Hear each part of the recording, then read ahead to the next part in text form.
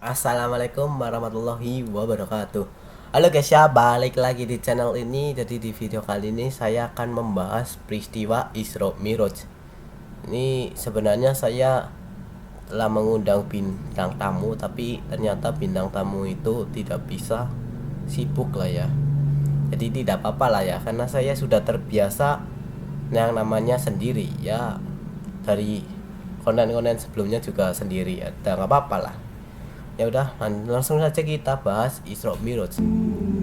Jadi Isra Miraj itu apa sih? Jadi Isra Miraj adalah perjalanan Nabi Muhammad dari Makkah ke Masjidil Aqsa. Jadi itu Allah tuh menginginkan hambanya untuk melaksanakan ibadah sholat, karena Allah tuh menginginkan hambanya untuk lebih dekat dengannya gitu. Jadi Allah tuh suka banget yang namanya ibadah sholat. Jadi perintah diturunkan, perintah sholat itu juga disebut dengan peristiwa Isra Miraj. Jadi Isra Miraj seperti yang tadi bilang, Nabi Muhammad itu melakukan perjalanan dari Makkah ke Masjidil Aqsa menggunakan buruk. Buruk itu apa sih? Buruk itu adalah sebuah kuda yang bersayap atau seekor unta. Saya tidak tahu apa itu, tapi dalam kisahnya itu adalah seorang kuda yang bersayap.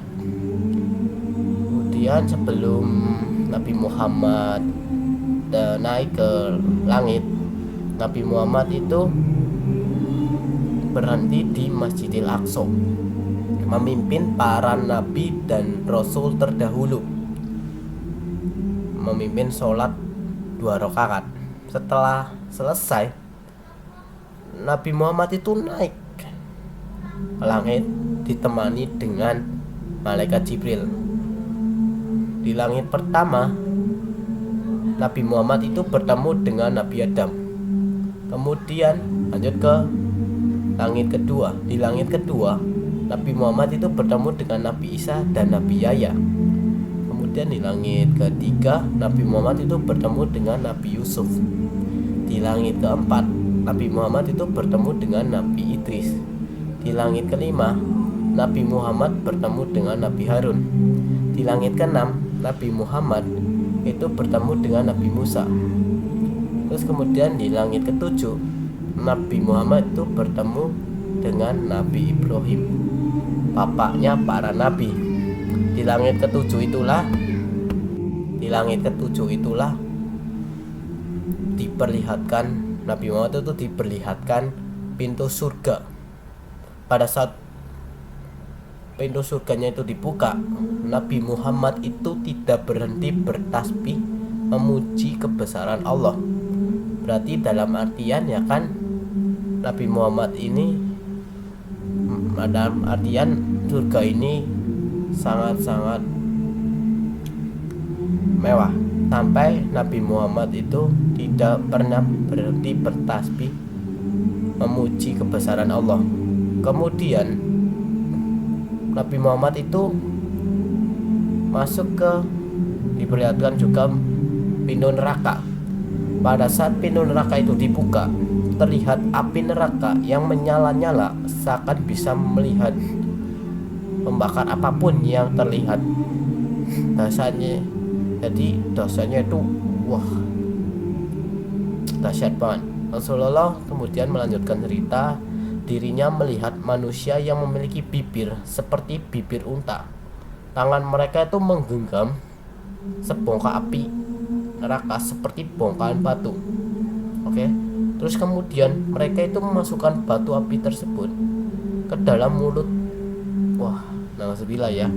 Kemudian keluar melalui dubur. Dubur itu apa sih?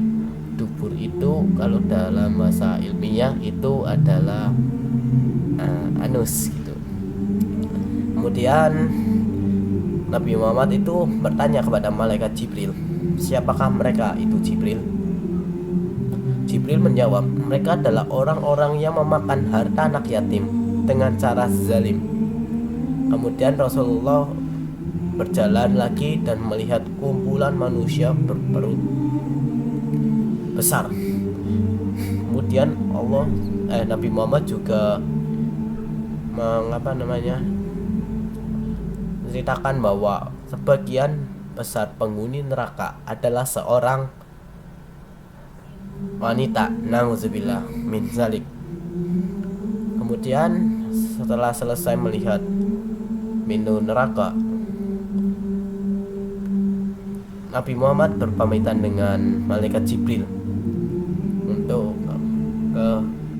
ke Sidratul Muntaha. Karena memang Jibril itu tidak bisa naik ke Sidratul Muntaha. Akhirnya Nabi Muhammad naik ke Sidratul Muntaha menemui Allah SWT, dan Allah SWT mengirimkan perintah kepada umatnya Nabi Muhammad, perintah menjalankan sholat 50 kali dalam sehari. Nabi Muhammad pun menerima perintah tersebut. Kemudian Nabi Muhammad turun ke lantai 7, kemudian turun ke lantai 6.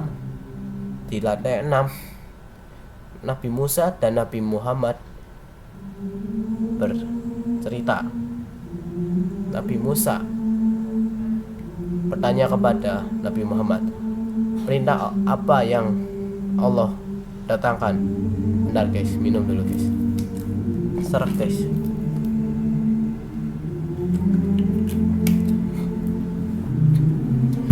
Perintah apa yang Allah berikan kepadamu, wahai Muhammad? Muhammad pun menjawab bahwasanya Allah memerintahkan agar umatnya menjalankan perintah sholat 50 kali dalam sehari. Kemudian Nabi Musa pun menjawab bahwasanya jangan 50 kali, wahai Muhammad, turunkan rakaat sholat tersebut, karena saya yakin bahwasanya umatmu tidak akan sanggup menjalankan sholat 50 kali dalam sehari. Ya gitu ya guys ya, kurang lebihnya ya. Kemudian Nabi Muhammad pun menerima saran tersebut. Kemudian Nabi Muhammad naik ke lantai 7, kemudian bertemu kepada Allah. Kemudian Nabi Muhammad mengatakan pada Allah bahwasanya dia meminta peringanan sholat. Kemudian Allah pun mengiyakan permintaan tersebut. Kemudian Allah memerintahkan sholat 10 kali dalam sehari. Kemudian Nabi Muhammad pun menerima. Kemudian turun lagi Nabi Muhammad ke lantai 7. Kemudian turun lagi ke 6, bertemu dengan Musa. Musa pun menjawab, berapakah rakaat sholat dalam sehari? Nabi Muhammad pun menjawab bahwasanya 10 kali. Kemudian Nabi Musa pun menjawab, ringankan lagi, karena saya yakin bahwasanya umatmu tidak akan sanggup menjalankan 10 kali sholat tersebut. Kemudian Nabi Muhammad pun menerima itu, kemudian naik ke lantai 7, kemudian bertemu dengan Allah lagi dan mengatakan bahwa beliau ingin meminta untuk meringankan rakaat sholat. Kemudian Allah pun menurunkan lagi menjadi 5 rakaat sholat. Kemudian Nabi Muhammad turun lagi ke langit 7, terus kemudian turun lagi ke langit ke-6. Nabi Musa pun menjawab lagi, tanya lagi, berapakah rakaat sholat yang diberikan pada umatmu, wahai Muhammad? Muhammad pun menjawab bahwasanya 5 kali sholat dalam sehari. Nabi Musa pun menjawab lagi bahwa jangan 5 kali dalam sehari, minta lagi untuk menurunkan rakaat sholat. Kemudian Nabi Muhammad pun tidak mau, karena sudah bolak-balik ke minta pada Allah. Akhirnya sejak saat itu perintah sholat itu 5 kali dalam sehari.